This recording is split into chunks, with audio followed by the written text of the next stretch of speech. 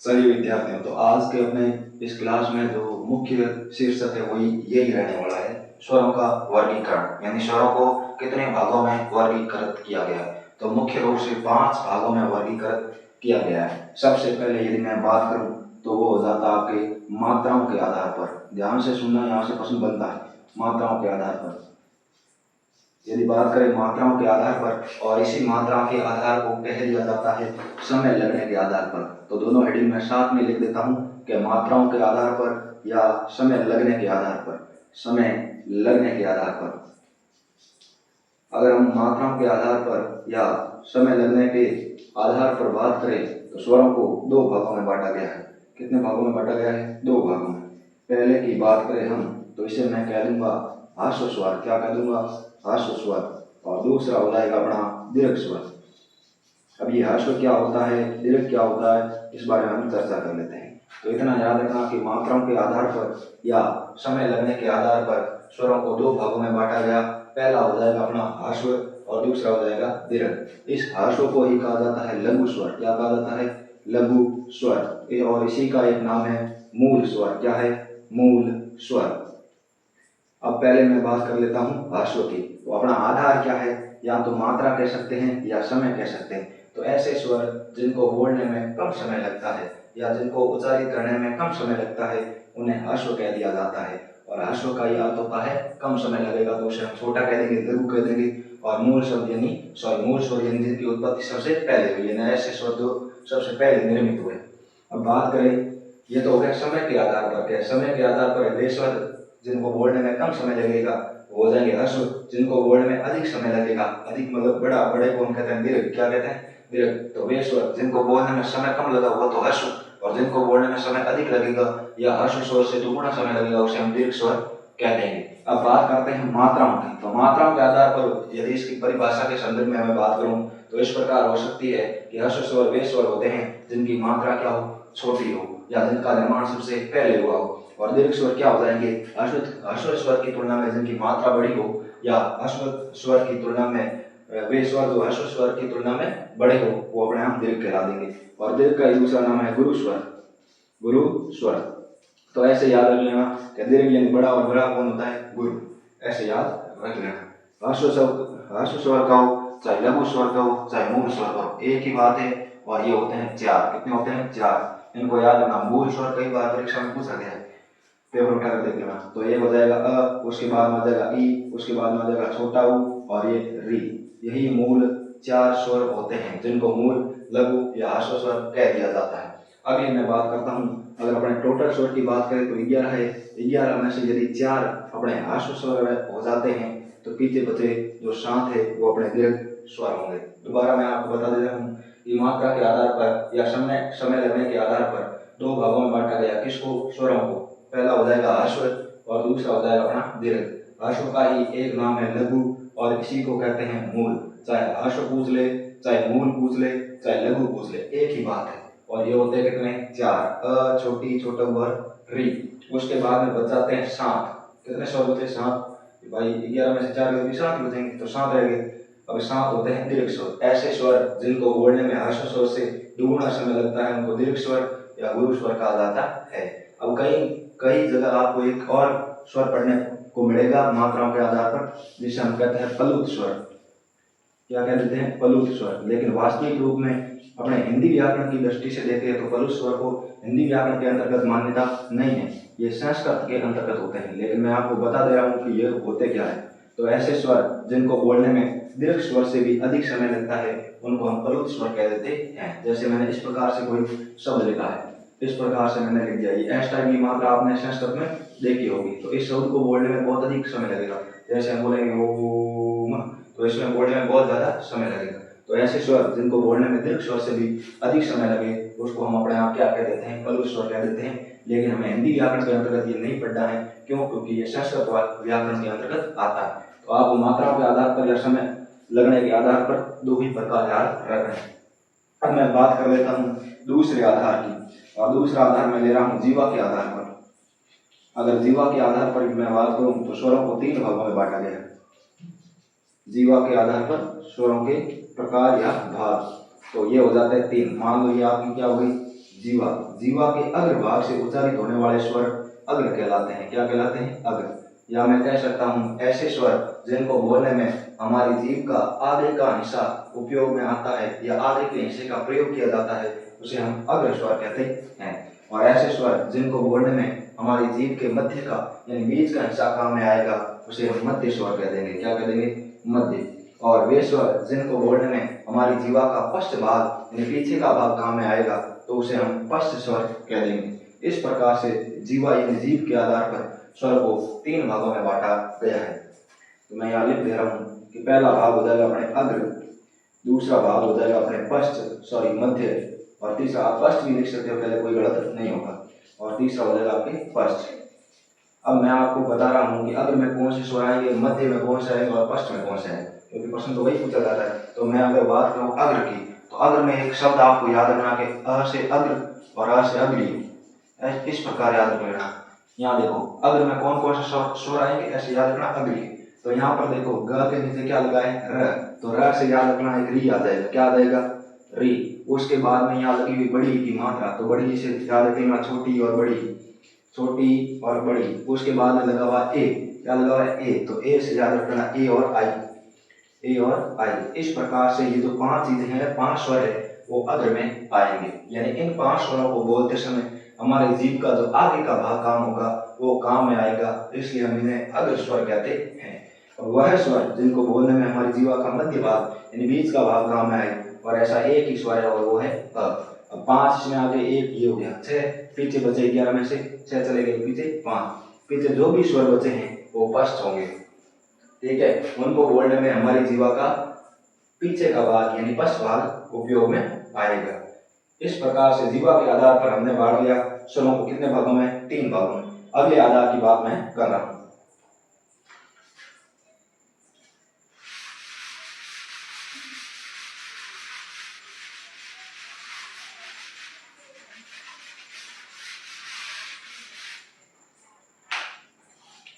अगर अगले भाग की मैं बात करूं तो वो बांट देता हूं मैं ओष्ठ आकृति के आधार पर। चाहे आप ओष्ठ आकृति कहो चाहे ओष्ठ के आधार पर कहो, एक ही बात है। कई पुस्तकों में ओष्ठ आकृति लिखा हुआ मिलेगा, तो कईयों में ओष्ठ की आकृति लिखा हुआ मिलेगा।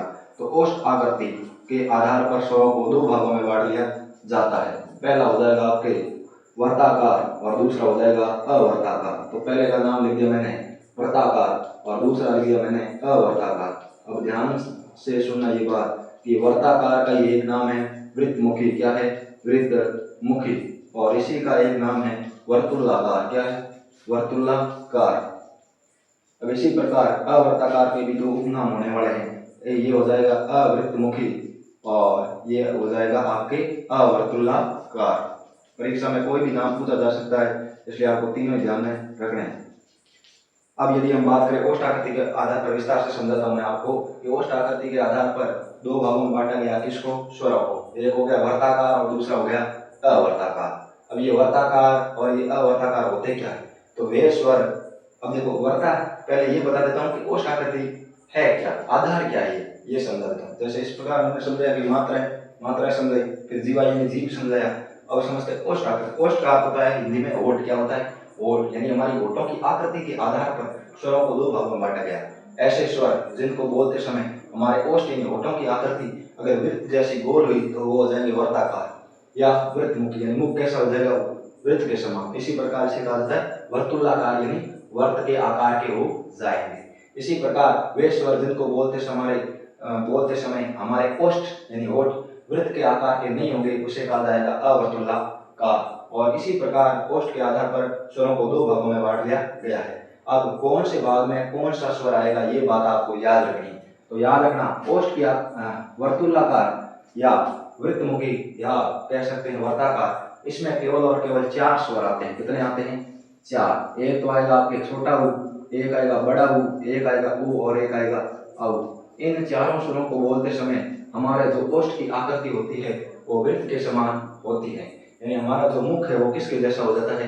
वृत्त के जैसा गोल हो जाता है। आप चाहो तो बोलकर देख सकते हो कि ऊ और ओ औ जब हम बोलेंगे तो हमारा मुख है वो वृत्त के आकार का हो जाएगा। और इनके अलावा जो बाकी बचे शेष सभी आपके स्वर है, उनको बोलते समय हमारा जो मुख होगा वो वृत्त के आकार का नहीं होगा, इसलिए हम इसे अवर्ताकार, अवृत्तमुखी या अवर्तुलाकार कहते हैं। तो ये हो गए अपने तीन आधार, पहला मात्राओं के, दूसरा मात्राओं के आधार पर, दूसरा जीवा के आधार पर और तीसरा कोष्ठ आकृति के आधार पर। अब हम चौथा पढ़ रहे हैं किसके आधार पर? मुखाकृति के आधार पर।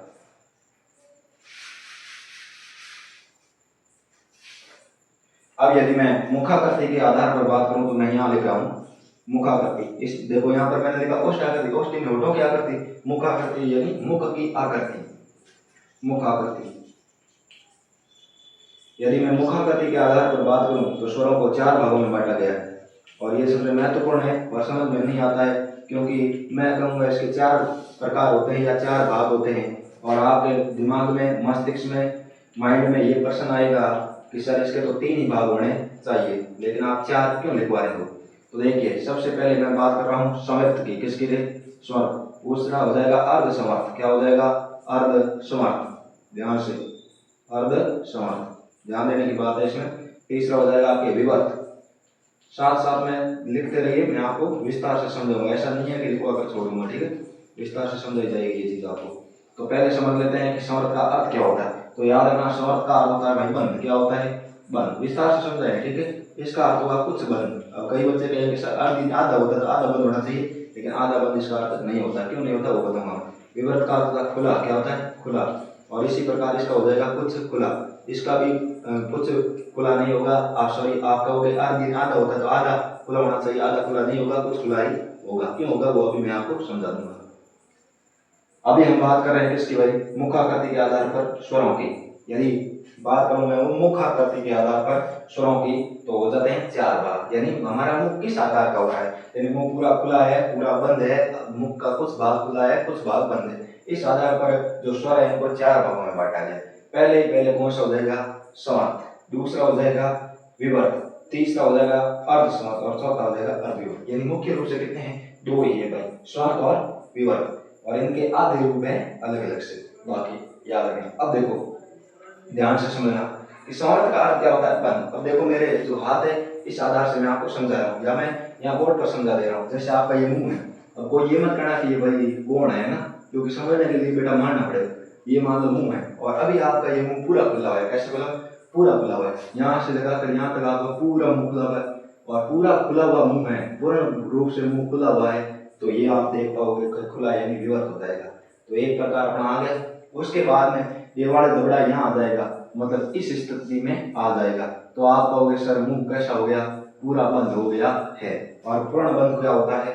समर्थ होता है। अब मैं कह रहा हूँ मुंह पूरा बंद खुला होगा तो इस प्रकार से होगा, पूरा बंद होगा तो इस प्रकार से होगा। अब देखो ये नीचे वाला जबड़ा तो यही है, लेकिन वास्तविक रूप में हमारा पूरा मुंह तो इतना खुलता है ना भाई, इतना ही खुलता है ना, यहाँ तक ये इतना खुलता है। लेकिन मैं कह रहा हूँ ये नीचे वाला जबड़ा यही है, जबकि ऊपर वाला जबड़ा यहाँ पर आ गया। कहाँ पर आ गया? यहाँ पर। अब आप बोलोगे सर ना तो मुंह पूरा खुला है ना बंद है, तो मैं कहूँगा क्या है भाई? क्या थोड़ा सा मुंह खुला है। क्या बोला? थोड़ा सा। थोड़े को हम क्या कहते हैं? कुछ। और कुछ आपने क्या बोला? खुला। क्या बोला? खुला। ये थोड़ा सा मुंह खुला है ना भाई, पूरा मुंह उतना इतना खुलता है, लेकिन अभी तो हमने थोड़ा सा मुंह खोला है, इसका मतलब हो गया कुछ खुला। और कुछ खुले को हम क्या कह देते हैं? ये देख लो, कुछ खुले को हम क्या कहते हैं? अर्धविवर्त।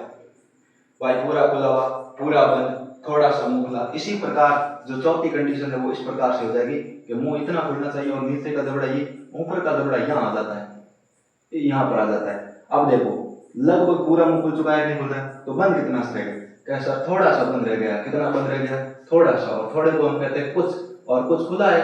कुछ तो खुला, तो ये वाली कंडीशन हो जाती है।